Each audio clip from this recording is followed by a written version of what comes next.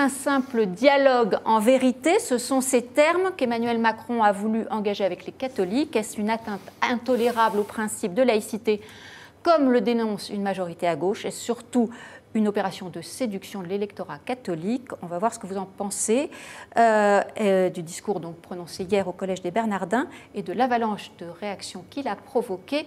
Je vous propose d'abord d'en regarder un extrait et puis on en reparle. Pour nous retrouver ici ce soir, Monseigneur, nous avons sans doute, vous et moi, bravé les sceptiques de chaque bord. Et si nous l'avons fait, c'est sans doute que nous partageons confusément le sentiment que le lien entre l'Église et l'État s'est abîmé et qu'il nous importe, à vous comme à moi, de le réparer. Yvan Rioufol, cette fois, est-ce qu'Emmanuel Macron, à vos yeux, va dans le bon sens?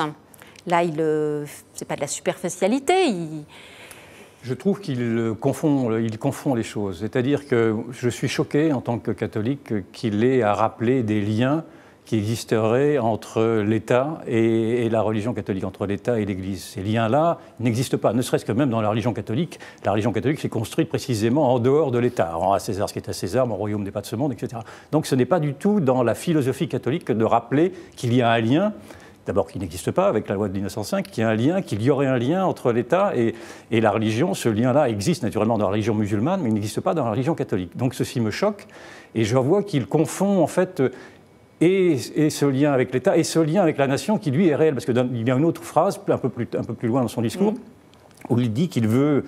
où il veut redire les liens les plus indestructibles entre la nation et le catholicisme. Alors là, oui, en effet, il a raison, parce que la nation est en effet naturellement un fond catholique, judéo-chrétien, gréco-latin, etc.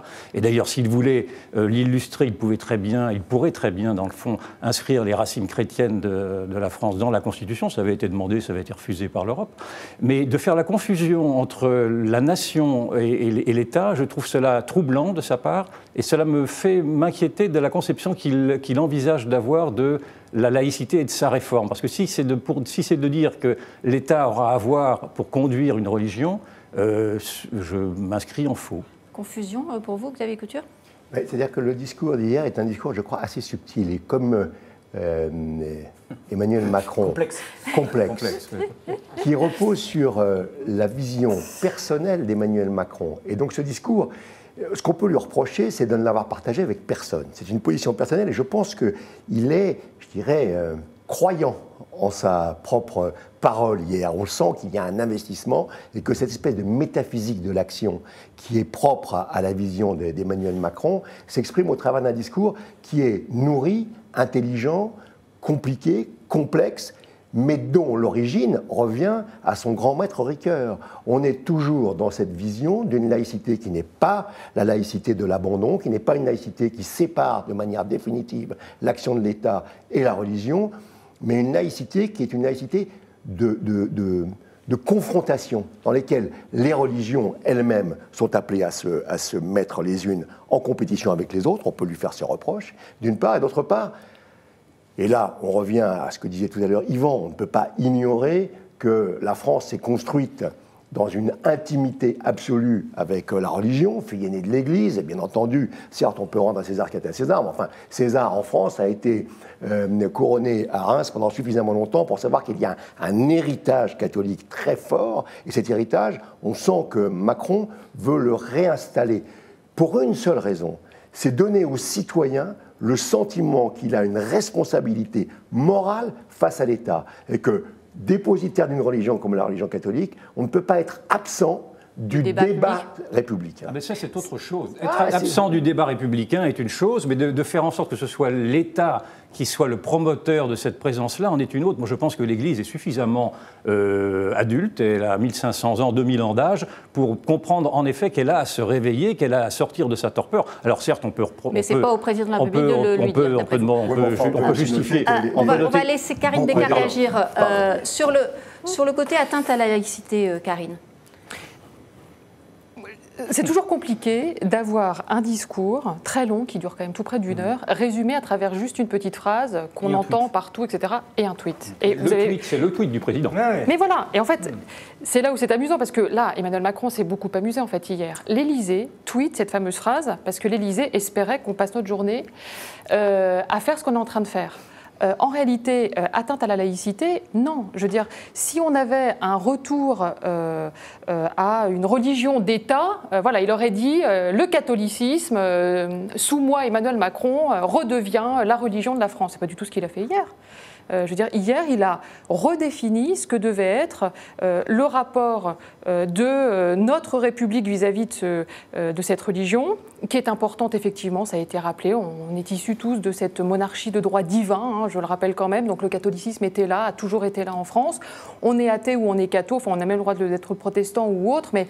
Et il a redéfini les règles. En gros, il a dit, écoutez, sur les migrants, par exemple... Eh ben, on n'est pas exactement d'accord. C'est moi le patron et c'est moi qui déciderai de ce que j'en fais. Sur les lois de bioéthique, pareil, il a dit on va continuer à discuter ensemble. Mais enfin, en dernier ressort sur la PMA et sur la GPA, on verra ce qu'on fait. Je ne suis pas certain de vous donner raison sur tout. Il a aussi un peu mis les catholiques devant leur contradiction en disant vous avez parfois un discours qui n'est pas celui de vos actes. Oui, mais il a surtout, à mon avis, fait de la politique. C'est-à-dire qu'il a dit à François Hollande t'avais cassé ce lien, moi je le renoue. Les laïcards vont crier, vont avoir des cris d'orfraie, c'est très bien, comme ça va les mettre de côté. Et accessoirement, je récupère un électorat, potentiellement. On va aborder le point de la récupération non politique. Marc Landré, juste sur le côté déjà débat sur oui ou non, il a interféré ou pas à bon escient. Je pense qu'Emmanuel Macron ne fait rien qu'il n'ait calculé en amont et qu'il n'ait mûrement réfléchi et pensé avant de le faire. Il a une pensée complexe, il est peut-être supérieurement intelligent par rapport à beaucoup d'autres, en tout cas à son âge, et je ne le vois pas faire ce genre de sortie n'anticipant pas les polémiques que ça pourrait engendrer. Cela dit, pour mettre un petit peu d'humour dans un débat qui en manque, je veux dire, en tant que monarque de droit divin, il se pose bien là en voulant réparer les liens entre l'Église et l'État. D'ailleurs, je veux dire que Emmanuel Macron se pose depuis qu'il est président de la République depuis 1 an comme un monarque de droit divin. Un monarque de droit divin. Droit divin en France, parce que la tradition en France fait qu'on est de droit divin, c'est pour ça. Et comme il s'est un féru d'histoire et de philosophie, que la théologie n'est pas une science, ou du moins une pensée qui lui est inconnue, voilà, c'est pour ça que je l'attribue de ce terme de droit divin. Je pense qu'il faut tout de même s'arrêter à son ambiguïté. Je ne suis pas d'accord avec vous, il y a une vraie ambiguïté sur la relation qu'il a avec la laïcité. D'abord parce que la laïcité, c'est tout de même la séparation entre l'Église et l'État, et quand il veut renouer un lien, c'est donc qu'il ne veut plus de cette séparation entre l'Église et l'État. Je ne joue pas sur les mots en le disant, donc il y a quand même là une lecture différente de ce qu'est la laïcité. Et dans le fond, ce que l'on attendrait de lui, c'est qu'il vienne au secours de cette laïcité-là, qui est pour l'instant mise en péril par un islam radical qui, lui, précisément, ne veut pas entendre parler de cette laïcité et qui exige sa visibilité dans le domaine public. Or, il ne dit rien de cela. D'ailleurs, il parle à peine de cette question-là. Il a parlé des chrétiens d'Orient et de leurs martyrs, mais sans dire de qui ils étaient les martyrs. Et donc, il y a toujours chez lui une occultation du vrai problème. Et ce vrai problème, encore une fois... C'est le problème d'Yvan Rioufol. Non, ce n'est pas le problème d'Yvan Rioufol, je suis désolé. Non, mais je ne reculerai pas devant ces arguments qu'on m'avance à chaque fois en disant que c'est un fantasme, que c'est une idée fixe, c'est une obsession. C'est le fondamental de la crise aujourd'hui qui suscite toutes les élections que l'on voit de Orban aujourd'hui. Un discours futur président de la République sans parler forcément toujours que de ça. Mais si, c'est une religion qui agresse une autre. On peut avoir un discours où on parle d'autre chose. J'entends ce que veut dire Yvan. Pas là-dessus. Yvan est en train de nous expliquer qu'en fait, il y a une espèce d'annulation de fait de la laïcité, ou en tout cas de la loi de 1905 dans le discours d'Emmanuel Macron, ce qui n'est absolument pas ce qu'il a dit. Il a simplement dit qu'il y avait une responsabilité individuelle de chacun des catholiques vis-à-vis de la République et que ce lien avait été abîmé. Voilà ce qu'il a dit. Et je vois très bien quelle est la crainte d'Yvan, c'est dans le fond, si jamais on commençait à jouer avec la laïcité, tous les salafistes du monde vont prendre le pouvoir, ce qu'ils sont déjà en train de faire dans les banlieues. Mais simplement, il faut arrêter avec ces ricanements que j'entends à chaque fois. Dès que l'on parle de laïcité, il est bien entendu de dire qu'on ne va pas parler de l'islam. Or, c'est l'islam qui s'impose dans cette laïcité-là et qui l'abîme. Quand il dit que le lien est abîmé... On parle de la religion catholique, on ne parle pas de l'islam. Mais non, mais bien sûr, mais c'est justement ce que je reproche. Mais si, il faut tout ramener à ça, je suis désolé, car c'est effectivement ceci qui fait en sorte que la religion catholique aujourd'hui est devenue vulnérable parce qu'elle ne sait pas s'exprimer, parce qu'elle a des doutes sur elle-même, parce qu'elle doute de ses valeurs. Et avant l'islam, moi, je pense. Si vous voulez ne pas voir, ne voyez pas, mais vous ne m'empêcherez pas, parce que je connais maintenant le discours, parce que je l'entends à chaque fois, sur ce radotage que je peux avoir. Vulnérable à cause de l'islam. Si, bien sûr que si, elle est devenue vulnérable à cause de l'islam. Historiquement, elle n'est plus la fille aînée de l'Église. Aujourd'hui, l'islam est devenu la première religion pratiquée en France, et je m'excuse, si vous ne voyez pas là qu'il y a un problème, c'est que vous ne voyez rien. Mais je n'ai pas dit que vous aviez tort en termes de statistiques, je vous dis que ce n'est pas l'islam qui a fragilisé la religion catholique, c'est une évolution de la société, et cette évolution de la société, elle nous a même valu un concile qui doit vous être cher, qui est le concile du Vatican II, où les fondements de la nouvelle religion catholique avec des effets qui n'ont pas dû vous plaire. Bien sûr, d'accord, on est d'accord.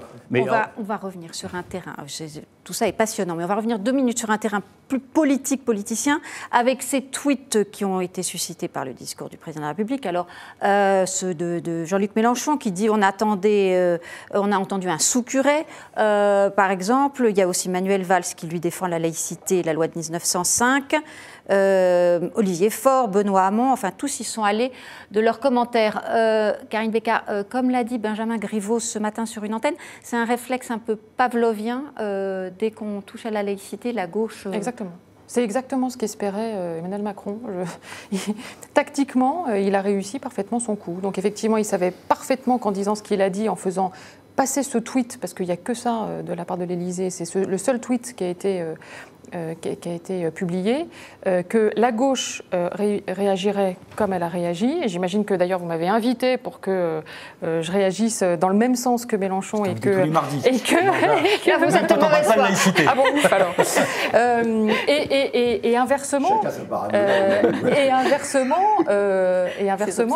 la droite aussi se montre un peu gênée, un peu troublée. On avait ce matin sur France Inter.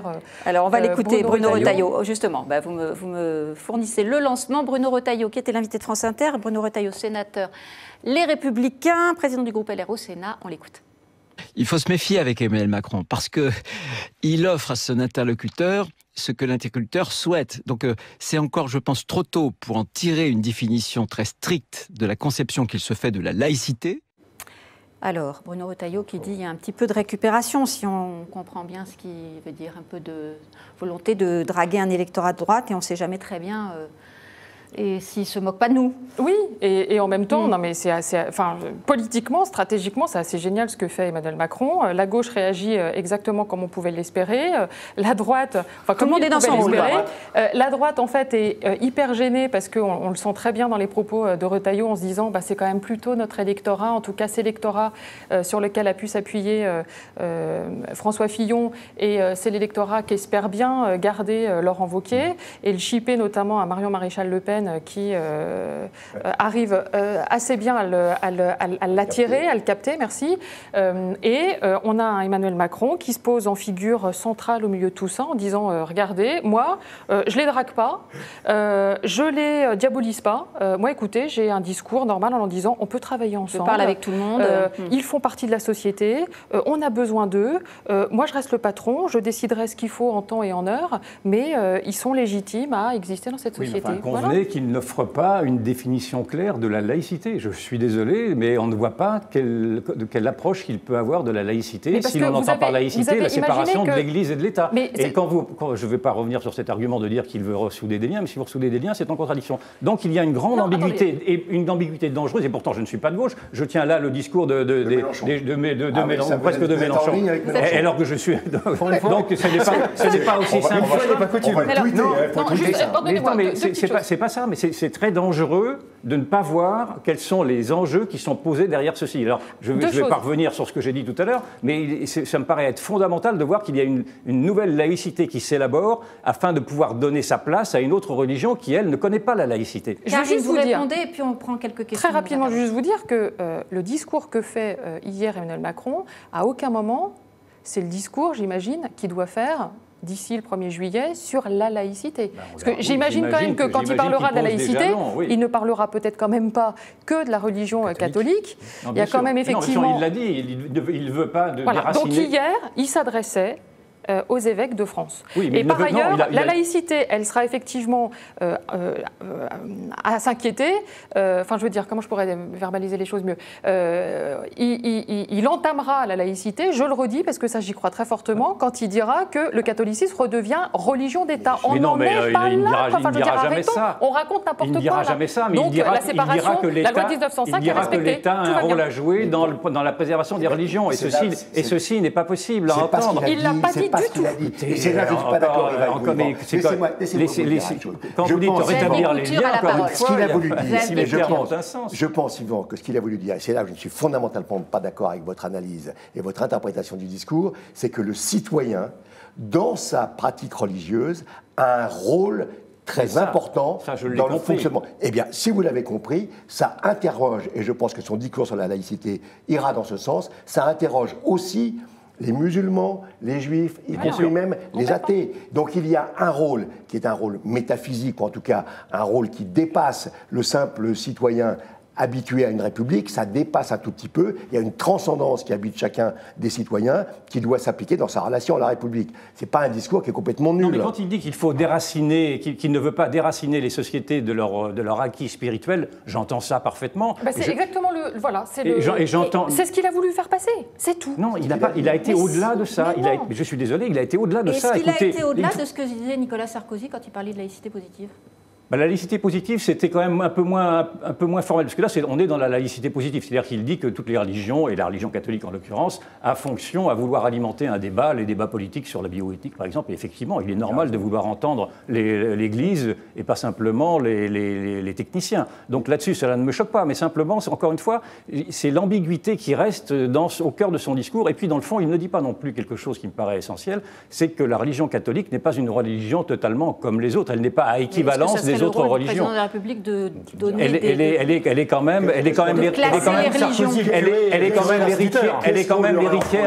même l'héritière de 1500 ans d'histoire. Donc ce n'est pas. C'est là où justement son discours est fort, c'est qu'il n'a pas une vision systémique qui était la vision de Sarkozy, qui avait une vision systémique. Il a une vision citoyenne. Il n'est pas suffisamment précis, me semble-t-il, là-dessus, et il est trop trouble sur ce lien qu'il veut rétablir et qui n'existe pas, encore une fois, dans l'ADN de la religion catholique. Ça n'existe pas. Comme je l'ai annoncé, quelques réactions, commentaires et questions. Marie qui nous dit polémique inutile quand il va au CRIF, donc Emmanuel Macron, ou à la rencontre des responsables des musulmans de France, personne ne dit rien. Non, mais on ne pas il n'est pas la même chose non plus. Oui, Maurice qui nous dit la com, toujours la com. Le choix des mots réparer et lien Église-État sont-ils choisis avec stratégie? Quel est l'intérêt? Le mot réparer. Si vous avez une réponse l'un ou l'autre, n'hésitez pas. Thierry sur Facebook, Macron ne serait-il pas à la recherche de l'empathie des Français? Et Dorothée, Macron ne fait que protéger notre culture en voulant réparer ses liens. Le terme réparer, Xavier Couture, il est choisi avec soin. Il est réparé à dessein, encore une fois, c'est le lien, et je pense que c'est toute la difficulté, c'est quand on met réparer le lien entre l'Église et l'État, j'avoue que ça peut créer les conditions de l'ambiguïté que dénonce Yvan. La réalité, c'est que je pense que c'est entre les citoyens de l'Église et les citoyens appartenant à l'État que le lien avait été un peu abîmé. Je pense que c'est là le défaut d'interprétation peut-être lié à un petit défaut d'expression. Moi, je pense qu'il faudrait mieux entendre, et j'aurais préféré entendre, réparer les liens entre l'Église et la nation. Parce que là, c'est un vrai problème de déculturation qui se pose aujourd'hui. Il y a effectivement un déracinement qui s'observe, il y a un manque de transmission de la religion catholique, enfin de la culture catholique et du reste. Et du civisme au sens large. Pardon ? Et du civisme au sens large. Il n'y a pas que, c'est pas qu'une question de religion pour le coup. Non, mais en l'occurrence, là, on parle de ça. On parle de la présence de la culture catholique. Et cette culture catholique, comment s'estompe? Précisément parce que l'Église a failli dans son rôle de transmission. Pas que l'Église, mais... Et donc, j'aurais préféré qu'on mette réparer le lien entre l'Église et la nation. Et la nation vous paraissait plus approprié. On commence donc par cette vidéo assez intéressante du président de la République. Elle a été postée par l'Élysée, donc c'est une sorte de déclaration officielle, et elle préparait une intervention du président sur ces sujets des aides sociales. Et bien, regardez-là. Moi, je fais un constat qui est de dire tout le système social. On met trop de pognon, on déresponsabilise et on est dans le curatif. La politique sociale, regardez. On met un pognon de dingue dans des minima sociaux, les gens ils sont quand même pauvres. On n'en sort pas. Les gens qui restent pauvres, ils restent pauvres. Ceux qui tombent pauvres, ils restent pauvres. On doit avoir un truc qui permet aux gens de s'en sortir. Moi aussi, je fais chemise-cravate pour avoir l'air président. Alors, est-ce que le président de la République mérite la médaille du courage pour une déclaration sans langue de bois, ou plutôt le César du meilleur acteur? Écoutez ce qu'en pense Bruno Retailleau, c'est le président du groupe Les Républicains au Sénat. Il était ce matin chez nos confrères de Sud Radio. C'est une communication, c'est une mise en scène, puisque soigneusement, c'est la personne chargée de sa communication qui l'a filmé. Donc les mots ont été choisis pour frapper les esprits. Maintenant, ce qu'on attend d'Emmanuel Macron, ce n'est pas de faire des constats. Il est président de la République, c'est de poser des actes.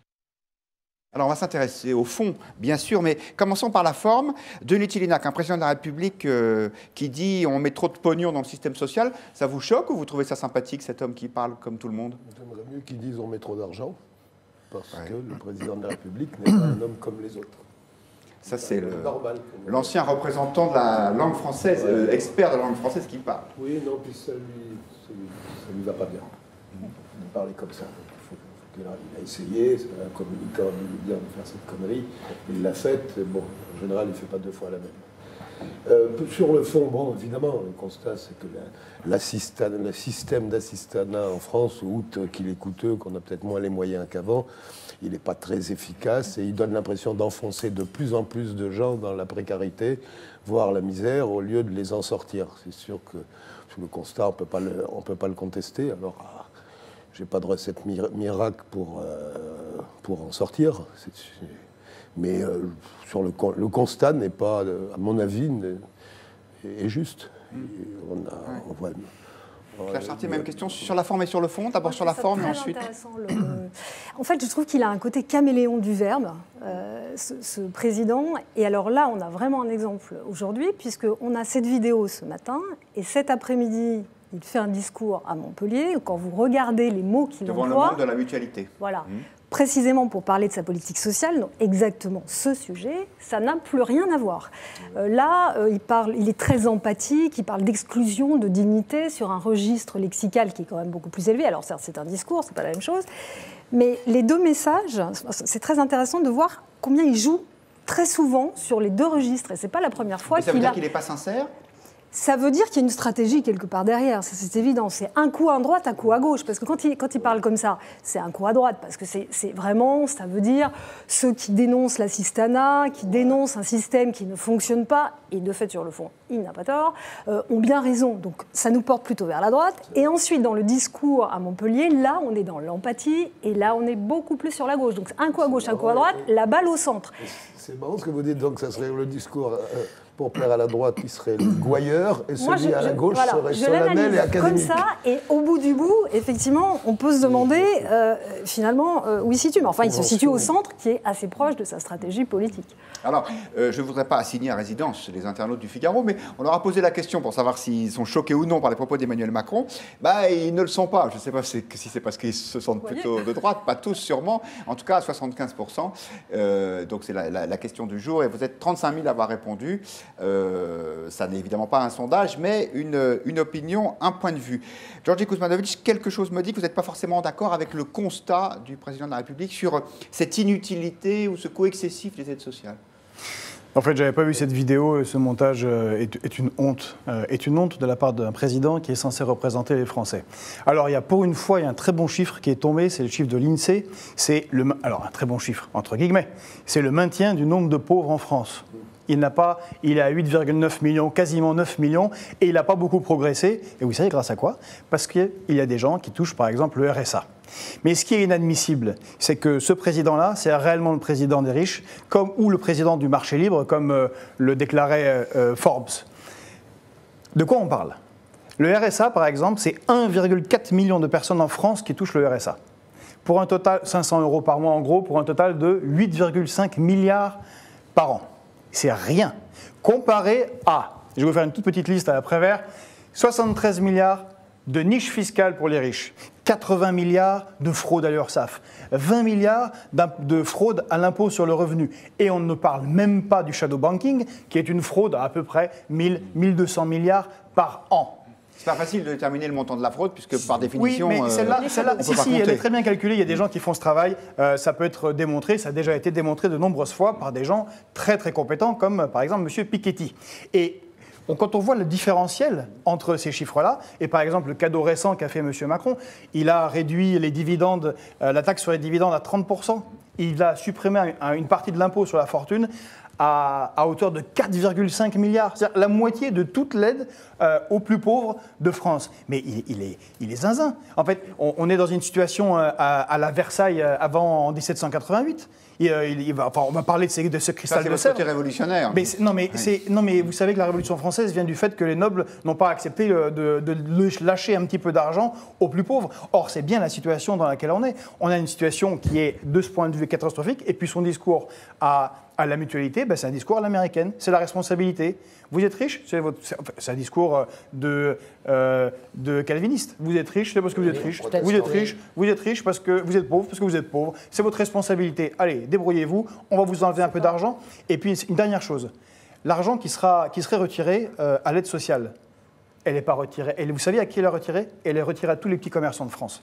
Les supérettes de quartier, les bistrots du coin et les boulangers. Parce que le gars à qui on va retirer 20 € ou 35 ou 5 € d'APL, qu'est-ce qu'il en fait? Il ne les met pas dans des paradis fiscaux comme la BNP. Il achète du pain. Ça fera de l'argent retiré. Il n'a pas forcément de voiture pour aller faire ses courses à supermarché. Voilà. Christophe Devogue. Oui, moi, je voudrais juste ramener quelques chiffres de base et puis toujours m'étonner c'est la fameuse phrase de Thomas Sowell, qu'on accuse toujours les gens qui veulent garder leur argent d'avidité et jamais d'avidité ceux qui veulent le leur prendre. Vous voyez, ça m'a toujours un peu étonné.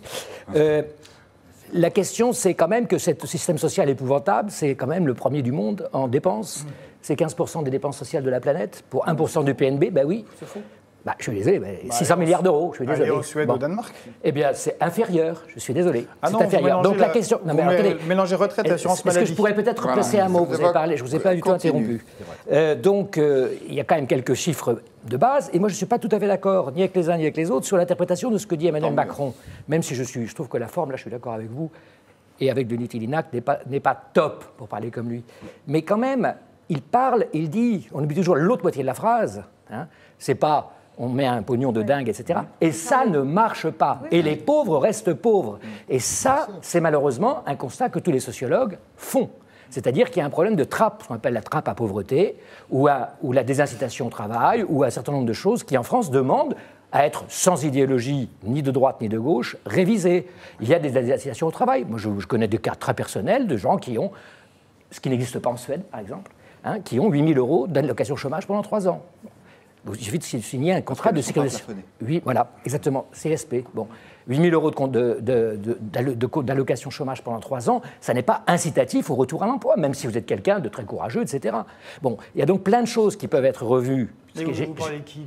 De gens qui bénéficient d'un CSP, qui avaient un salaire très élevé et qui, pendant 3 ans, avec interdiction de retravailler, ce qui est extraordinaire pendant 1 an... C'est pas les pauvres, on est non, je parle... Mais là, ce sont des dépenses sociales. Elles rentrent dans le budget social de la nation. Donc on s'intéresse, si vous voulez, et alors pour les pauvres, on peut très bien démontrer qu'il y a des incitations à partir du moment où les allocations, la somme des allocations atteint presque ou dépasse dans certains cas extrêmes, je reconnais, le montant d'un travail. Et ça le calcul a été tout à fait fait et tout à fait connu. Donc ce que dit là le président, c'est aussi, essayons quand même de sortir les pauvres de la pauvreté. Je sais que c'est une question de point de vue. Moi, je préfère un pays où il y a moins de pauvres. D'autant que le constat que vous venez de faire, il a déjà été fait plusieurs fois et de façon très chiffrée par le Conseil d'État en 2015, qui avait remis un rapport à Manuel Valls en disant il y a beaucoup trop d'aides, c'est une usine à gaz ce truc-là, et il faut au contraire essayer d'homogénéiser. Et donc Valls avait commencé à faire quelque chose, et finalement Macron continue. Et qu'est-ce qu'il va faire? Je ne sais pas si vraiment il s'agit de réduire, il s'agit surtout finalement d'unifier, puisqu'il prévoit un versement social unique, ce qui ne paraît pas une aberration dans l'absolu. Alors, il faut voir dans le détail, parce que le revenu universel, il a plusieurs composantes, c'est un petit peu compliqué, mais finalement, c'est d'unifier un système qui est, encore une fois, une pétaudière. Et il y a une autre mesure qui me paraît intéressante, parce que ça, c'était vraiment au détriment de beaucoup de gens, c'est-à-dire que des gens qui vraiment avaient besoin de ces aides n'en bénéficiaient pas parce qu'ils ne savaient pas du tout soit qu'elles existaient, soit comment faire, etc. Et qu'est-ce que projette Macron s'il le met en place? C'est à ces personnes-là de verser automatiquement ces aides. Donc ça n'est pas effectivement du désengage en règle de la politique sociale. Je pense que ça, c'est plutôt un mauvais procès qu'on peut lui faire. En revanche, sur la forme, là, je trouve qu'il y a des choses à dire. À domicile, si vous êtes SDF, vous ne pouvez pas avoir d'aide. Et donc, c'est plutôt une bonne chose qu'ils mettent de parole, je vous donnerai la parole après. Je voudrais la donner à nos internautes. Vous savez que vous pouvez réagir à tout moment et donner votre point de vue. C'est le principe de cette émission. Sur les réseaux sociaux, sur le Figaro.fr ou sur Twitter. Lo qui nous dit sur le Figaro.fr, Emmanuel Macron, au final, ne fait que dire tout haut ce que tout le monde dit tout bas. Tandis que Jérémy sur Facebook, à qui le sommaire de cette émission n'a pas échappé, nous dit trop de pognon pour les minima sociaux alors que l'Élysée dépense des milliers d'euros en vaisselle de luxe. C'est un peu l'hôpital qui se fout de la charité. Dominique nous dit les Français pauvres sont des Français abandonnés. Et Daniel, toujours sur Facebook, 50 000 euros de vaisselle, c'est qui les hypocrites? Oui, on en reparlera ça tout à l'heure de ce sujet, mais apparemment, la polémique pourrait bien s'embraser, à croire ses réactions. Un dernier mot là-dessus, Denis Tillinac? C'est-à-dire que je veux dire, notre débat reflète la difficulté d'aborder un problème. Je crois que vous avez raison tous les deux, mais vous ne parlez pas de la même chose. Pas des RSA, les prestations sociales ne se limitent pas du tout au RSA. Il y a des gens qui en perçoivent qui n'en ont absolument pas besoin, il y a des gens qui n'en perçoivent pas qui en auraient besoin. C'est vrai aussi que le système est confus, complexe, les gens ne comprennent pas, ils ne savent même pas où aller pour y accéder quand ils sont droit. Donc Macron n'a pas tort, on est tous d'accord sur le fait que c'est pas con. Il n'a pas parlé de façon convenable, je crois que... En fait, il a fait du café du commerce comme langage. Voilà, oui, mais il y a un truc intéressant, c'est que... Et puis, alors ceci dit, moi je suis... Bon, sur le fond de l'analyse, j'allais dire des insoumis, je ne serais pas en désaccord, simplement les solutions qui ont été proposées pour y remédier radical depuis un siècle n'ont pas été les bonnes. Donc il va falloir... Donc, pas sur les solutions. Je vous interromps parce qu'il nous reste du temps pour parler des autres sujets. De l'argent, mais pas par les moyens qui ont été utilisés. Juste, il va le dézinguer quand même, parce qu'il a dit qu'il y a trop de pognon. Donc ça veut dire qu'il va enlever du pognon. On va voir. On va voir s'il en enlève ou pas. On aura le chiffrage probablement assez rapidement. Eh bien, passons, si vous voulez bien, à notre troisième thème. On va parler de Marion Maréchal, qui a donc effacé le nom de Le Pen. Elle intervient ce soir dans une soirée débat à propos de mai 68. Organisée par le magazine L'Incorrect. Et la semaine dernière, elle avait présenté son Institut des sciences politiques qui doit ouvrir à Lyon à la rentrée prochaine. Alors, que signifient ces activités? Des jalons pour un retour en politique. Elle-même ne l'exclut pas, tout en affirmant qu'elle se donne le temps. On va l'écouter. C'était il y a une semaine à la télé Lyon Métropole. On l'écoute. Moi, je considère que les gens qui estiment que d'ici 2, 3, 4, 10 ans, ce sera telle ou telle personne qui sera légitime pour porter les idées de tel ou tel camp, c'est des raisonnements un peu hasardeux. Enfin, je veux dire, quand on voit qu'en quelques années à peine, l'ancien secrétaire général adjoint de l'Élysée est devenu président de la République, voilà, les choses vont très vite. Donc je pense que se projeter excessivement sur telle ou telle personne, c'est un peu hasardeux. Voilà. Moi, je construis des choses. Une fois de plus, je suis incapable de rester indifférente à l'état de mon pays.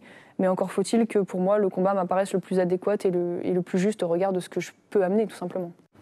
Juste pour compléter son propos, la question du jour posée par le Figaro sur souhaitez-vous le retour en politique de Marion Maréchal, qu'on a posée aujourd'hui sur le site, je crois que le résultat de mémoire, 59% de oui. Donc là aussi, c'est une majorité de oui, mais pas massive. Une réaction? Écoutez, là, on a ici le maître de la média politique.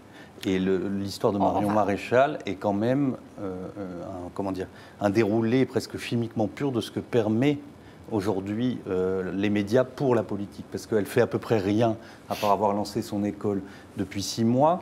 Et il suffit qu'elle bouge un doigt, qu'elle aille aux États-Unis, qu'elle fasse une déclaration pour que tout s'arrête.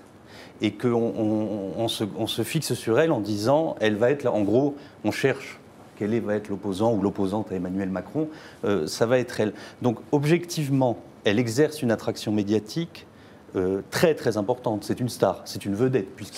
C'est même un record du monde, je pense. C'est-à-dire que... elle a parlé aux États-Unis 9 minutes. Si vous prenez 9 minutes, et si vous voyez la couverture médiatique qui a suivi pendant 2 mois, dans un silence total, jamais vous avez un rapport de durée d'expression et de relais d'images, de couverture de news, etc., de cette ampleur. C'est du jamais vu. C'est la meilleure élève de Pilan, mais à un point qui dépasse dans son monde. Souvenez-vous, le jour où elle était aux États-Unis, c'est le jour où le pauvre Laurent Wauquiez était chez Ruth Krief pour essayer de se défendre et de reprendre la main sur ses déclarations secrètes qui n'étaient pas secrètes. Bon. Et il a été absolument ébloui. Ébloui peut-être. Anéanti par cette déclaration de Marion Le Pen. Après, derrière, politiquement, c'est quand même beaucoup plus compliqué. C'est-à-dire qu'il faut un certain nombre de circonstances pour qu'elle puisse revenir, et ça ressemble, je pense que elle doit avoir en tête ce qu'a fait Emmanuel Macron, parce que tout le monde a en tête ce qu'a fait Emmanuel Macron, mais Emmanuel Macron a bénéficié d'un certain nombre de choses, de l'empêchement de François Hollande, du fait que Benoît Hamon a fait 6%, donc sans doute doit-elle rêver que Laurent Wauquiez se harmonise et que Marine Le Pen soit empêchée, et alors là, peut-être elle pourra faire quelque chose. Mais on en est quand même loin. Donc je pense qu'il y a quand même un très fort contraste entre l'attraction médiatique qu'elle exerce et la réalité politique qu'elle pourrait incarner aujourd'hui. Aujourd'hui, en tout cas, je me tourne vers le maître en médias et politique. Elle a autre chose de formidable pour elle, c'est qu'elle a une belle gueule. Et regardez les mouvements populistes qui marchent. Ils ont substitué, j'exagère à peine en disant qu'ils ont substitué des leaders à des leaders moches, des leaders beaux gosses. Et c'est le cas assez largement en Autriche. C'est le cas du mouvement 5 étoiles. Regardez, comparez Salvini BP Grillo, oui. BP Grillo, c'est le cas dans beaucoup d'autres pays. Et elle, franchement... Il y a un casting. Non, mais il y a un casting qui aide, mais considérablement, surtout à l'époque de la crétinisation de médias politiques, si vous voulez, parce que le look prend une place absolument considérable qu'il n'avait pas avant. Elle est beaucoup plus éligible. Elle est beaucoup plus éligible que Marine Le Pen. Marine Le Pen, quoi qu'on en pense et tout, elle a quand même dans son visage encore quelque chose de dur, d'extrême droite, entre guillemets, dans l'expression physique, que regardez-là, elle n'a pas du tout ça. Oui, on vous attendait sur des propos de fond et vous nous Mais faites... c'est sur des propos de fond. Vous avez tort de croire que ce ne sont pas des propos de fond. Malheureusement, ce sont des propos de fond. Vous comprenez, malheureusement. Sans nul doute raison. Georgi Kuzmanovic qui réagissait à ces propos, justement. Salvini, c'est la Lega, et Pepe Grillo, c'est oui, on avait rétabli. Et lui, il a mis Di Maio, qui n'est pas non plus extrêmement sexy, justement. Ils en ont choisi un qui a l'air plutôt... Non, c'est Battista, c'est l'aile gauche du parti, du mouvement 5 étoiles. Il y a Battista qui est beau gosse, qui entraîne les gens. Di Maio, il est là pour... montrer que c'est un gendre comptable tout à fait sympathique et pour lequel on peut voter. Oui. Mais il n'est pas charismatique. Et puis je vous dirais que par exemple Macron aussi, il a un peu choisi parce qu'il est belle gueule. Oui, mais c'est le populisme du centre peut-être. Je disais en politique, si on n'a pas un nom, il faut avoir un physique. Voilà. Pour revenir à Marion Maréchal plus Le Pen, elle est quand même très Le Pen et c'est quand même une mafia parce qu'il faut rappeler que son école, où est-ce qu'elle est enregistrée ? Elle est enregistrée au château de Montretout, donc chez Papa Le Pen.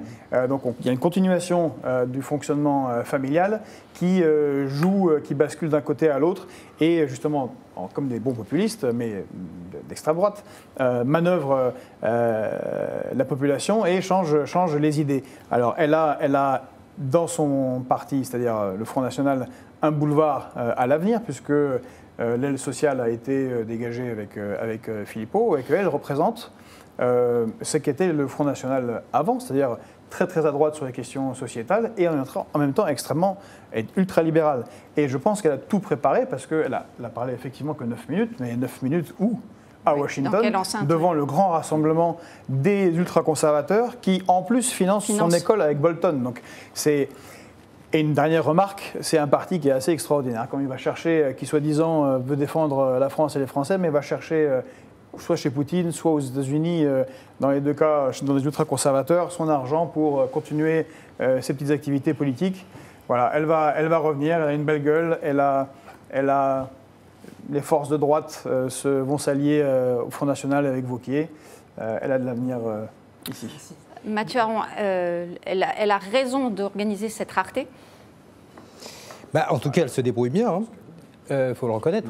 Tout ce que vous avez dit est juste. Alors effectivement, on peut considérer qu'il y aurait une forme de surexposition médiatique. Peut-être.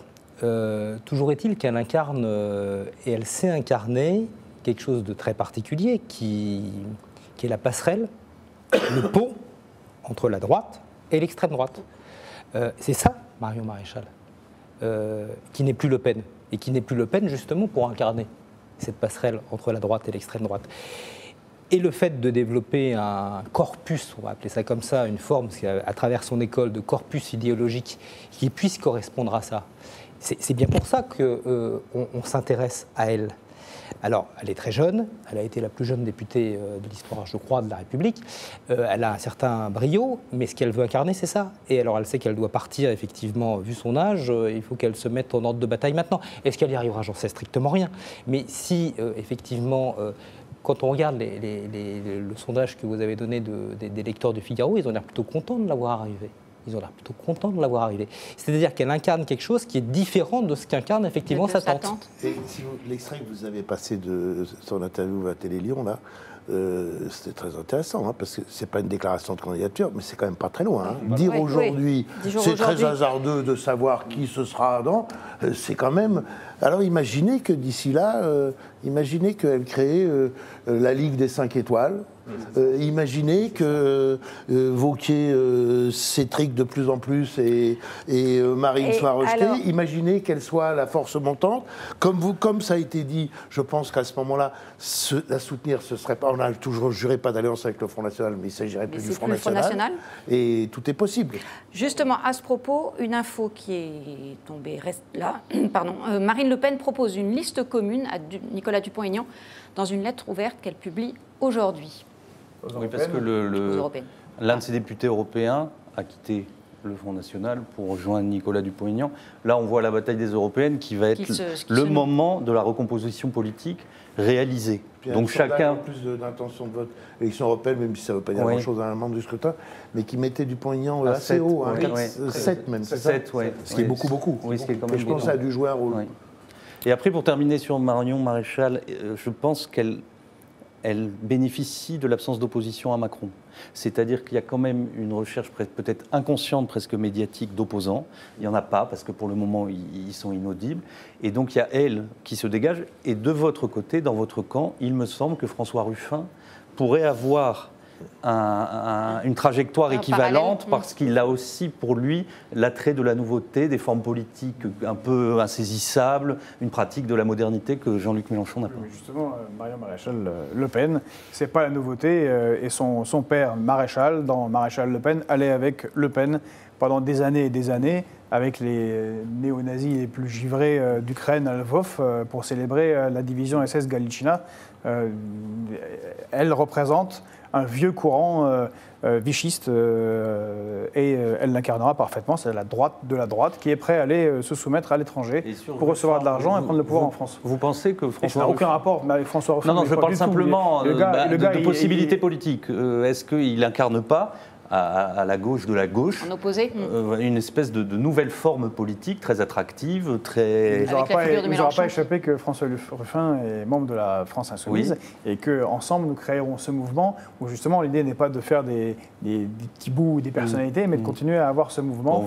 On verra aux européennes, justement. Il va décider de marcher seul, comme Jean-Jacques Goldman, à un moment. Je suis d'accord avec Vincent Trémollet sur une chose, c'est que le point commun qui est considérablement accentué à l'ère des écrans, c'est le besoin de neuf. Alors même si le neuf s'est nourri du vieux, le neuf, c'est une personne neuve, c'est un visage neuf, c'est-à-dire c'est quelqu'un de différent, c'est quelqu'un qui n'était pas candidat avant, c'est quelqu'un qu'on n'avait pas vu.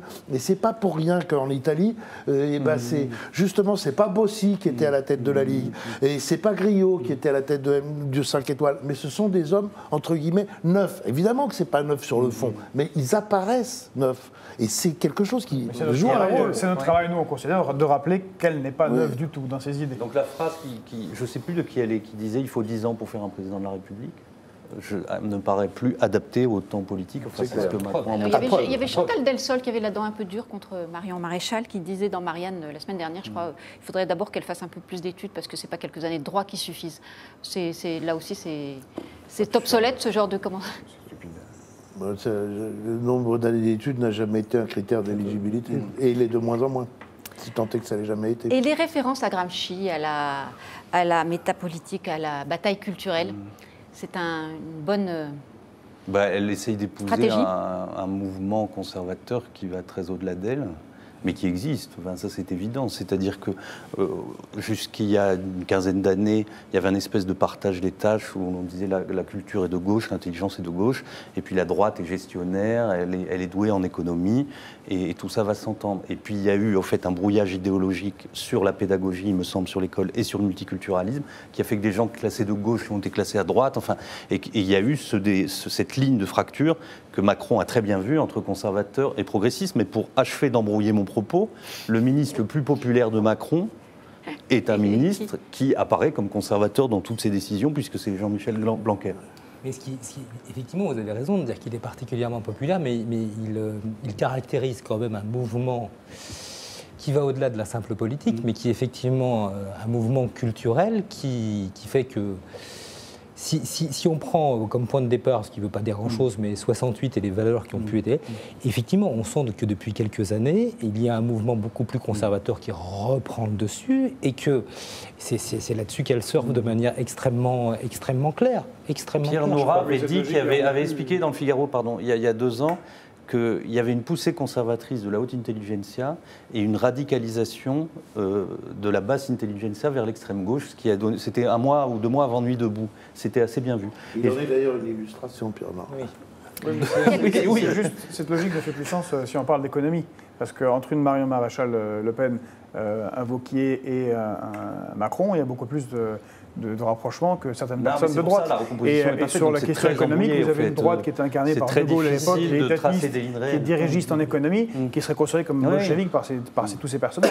Et donc, ce n'est pas que sur la culture. C'est pour ça qu'elle veut s'asseoir à travers son école, et veut créer une forme de ce que j'appelais corpus, doctrine, on n'ira pas jusque-là, mais avoir des gens en tout cas qui travaillent pour elle pour créer un corpus culturel d'abord, et sociétal avant d'aborder les questions économiques. Ça, c'est incontestable. Quelques réactions pour terminer sur ce thème. Jocelyn, qui nous dit ce retour en politique lui serait favorable vu l'état du Front National. Macabronito, ça va être étrange de devoir oublier Le Pen à la fin de Marion Maréchal. On avait tous un peu de mal quand même. C'est vrai, cet effacement. Elle l'avait utilisé quand ça lui servait pour... C'était, je crois, pour les régionales au départ. Et puis... Anti-Mac 2.0, Marion Maréchal est très intelligente. Si elle revient, c'est la mort de la droite républicaine. Altaïka, c'est l'opposé de Macron qui a la beauté d'un commercial, à la fois très avenant. Vous voyez, on vous écoute attentivement, Olivier Duhamel. À la fois très avenant et avec je ne sais quoi de faux dérangeant. Amir Kat, le succès de son retour dépendra de son projet politique, du réchauffé ou un projet totalement nouveau et porteur. Altaïka encore, elle incarne la droite réactionnaire que Le Pen père avait séduit et que Marine Le Pen peine à garder. Et Ariane Verso, l'attrait pour certains envers Marion Maréchal tient au fait que la droite est muette actuellement. C'est vrai, on en a parlé. Je pense honnêtement que niveau économique, elle ne maîtrise pas mieux les dossiers que sa tante. Elle est une bonne communicante, complète Macabronito. Il nous reste quelques minutes pour parler d'un dernier sujet, moins dramatique, heureusement. C'est celui de la rémunération des actionnaires. Alors, je vous la fais courte parce que c'est un peu technique.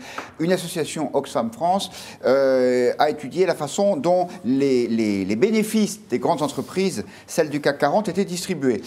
En gros, sur 100 € de bénéfices, il y en a 67, donc plus des 2 tiers qui vont dans la poche des actionnaires en dividendes, un gros quart qui est réinvesti dans l'entreprise, et puis une toute petite partie qui est versée en prime ou en intéressement pour les salariés. Et ce qui est intéressant, c'est que la part des actionnaires, elle est plutôt plus importante en France que dans d'autres pays, puisqu'on est à 68%, ce qui est davantage que par exemple ce qui se passe aux États-Unis. Mais pour être complet, à contrario, si on dit les actionnaires se goinfrent, c'est un peu court, parce qu'en fait, si on prend un peu de recul et qu'on se met on remonte à 2003, on s'aperçoit que en valeur absolue, les dividendes versés par les entreprises du CAC 40, ils progressent, mais ils progressent doucement, il n'y a pas d'explosion, et surtout, ça dépend beaucoup de la conjoncture boursière. Quand il y a un krach boursier, regardez ce qui se passe, par exemple, en 2007, ça baisse beaucoup.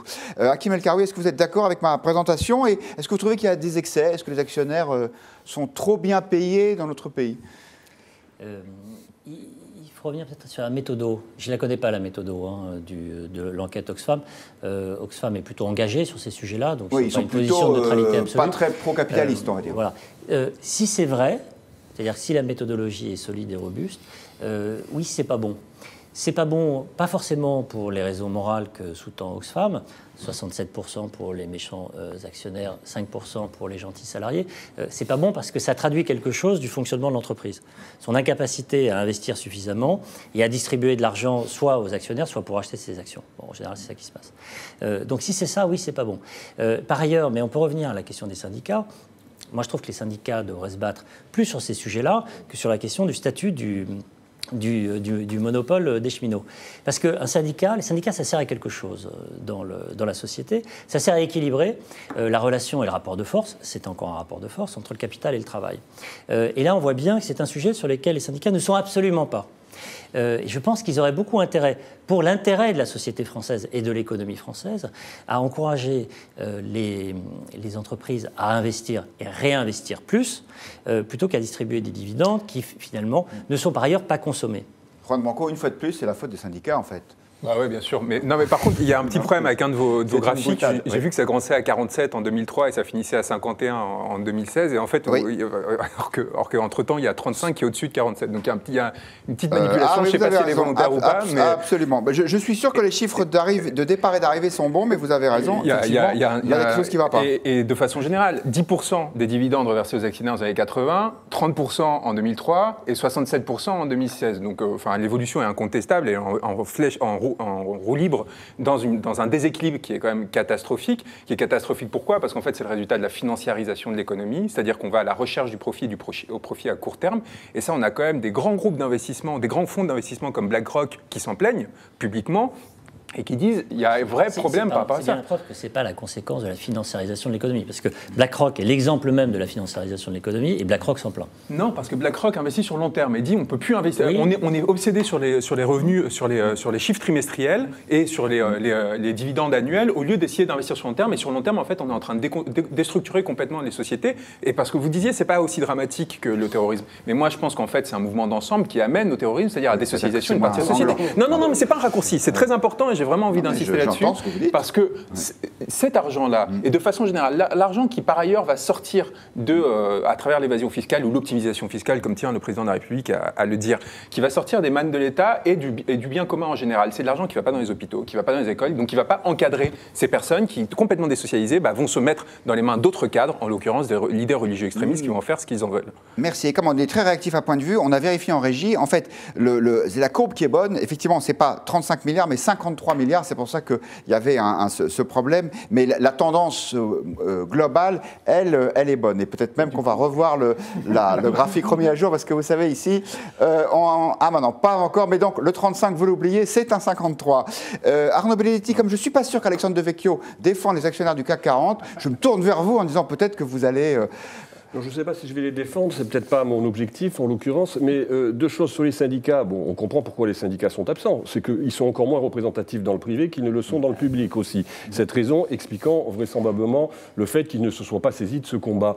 Mais bon, globalement, ça traduit quand même un état de la société française, ce diagnostic, c'est que il y a un climat aujourd'hui en France où le sentiment d'accroissement des inégalités ne cesse de grandir. Et c'est une réalité d'ailleurs, puisque toutes les études montrent quand même globalement qu'il y a un fossé qui grandit entre les plus riches, les très plus riches et les moins riches. Ça, c'est une réalité. Et je pense que quelque part, c'est une difficulté dans la conjoncture politique dans laquelle nous trouvons pour Emmanuel Macron. Alors, il n'est pas du tout responsable, forcément, de ces résultats, mais il participe parce qu'il renvoie à l'opinion de cette idée que, globalement, il y a des profits qui grossissent et qui grossissent au profit d'une minorité. Et je crois que là, en effet, c'est une limite pour son action politique à terme, parce qu'il y a quand même quelque chose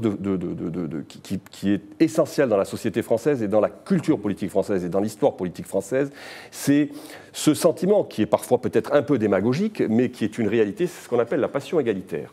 Et la passion égalitaire, quelque part, c'est vraisemblablement quelque chose qui, dans le macronisme, n'a pas été totalement intégré. Alors Alexandre, pardon, parce que j'ai peut-être préjugé de ce que vous alliez dire. Est-ce qu'on vous entend toujours? Parce qu'il y a peut-être un micro qui s'est décroché. On va le voir tout de suite, on va me le dire en régie. Est-ce que vous aussi, vous êtes... Il y a la passion, justement, c'est le vôtre. Alors, on va vous remettre votre micro. Voilà. Parce qu'au Figaro, c'est comme ça. Quand on dit du mal des actionnaires, on coupe le micro.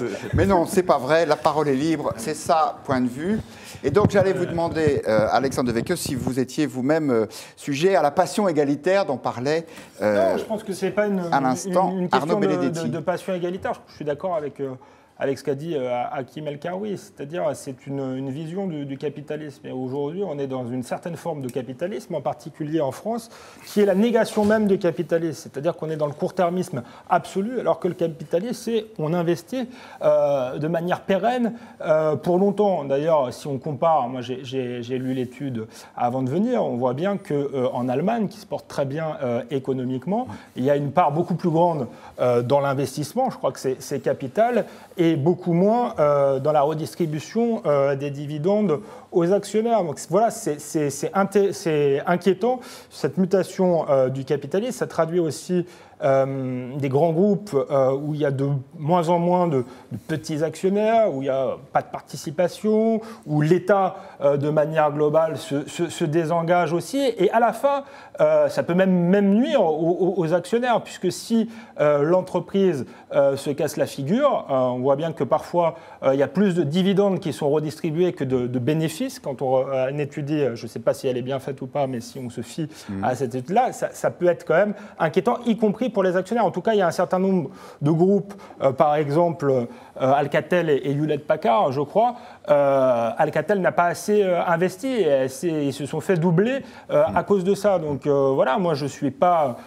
bien sûr, s'il y a un peu d'égalité au passage, c'est pas plus mal, mais en plus, c'est inefficace économiquement en termes de création d'emplois et en termes de groupes pérennes, solides. Merci Alexandre Devecchio. Là, le dernier mot revient aux internautes. À France, qui nous dit partager les bénéfices entre les employés plutôt qu'entre actionnaires, cela favoriserait la consommation de manière plus efficace. C'est vrai, même si on peut dire que les salariés ont déjà leur rémunération. Donc, contrairement aux actionnaires, on peut dire qu'ils ont déjà une partie de la valeur ajoutée. Gérard sur Facebook, qui nous dit plus l'actionnaire français touche de dividendes, plus le fisc se frotte les mains, pour l'interrogation. Oui, sans doute, même si l'imposition sur le capital a été baissée. Et puis on termine avec la question Twitter. Est-ce que les actionnaires en France sont trop payés? Eh bien, pour 68% des internautes qui ont répondu, la réponse est oui. Merci à tous d'avoir suivi cette émission. On se retrouve demain, même heure, même endroit, avec Marie-Amélie Lombard. Bonsoir.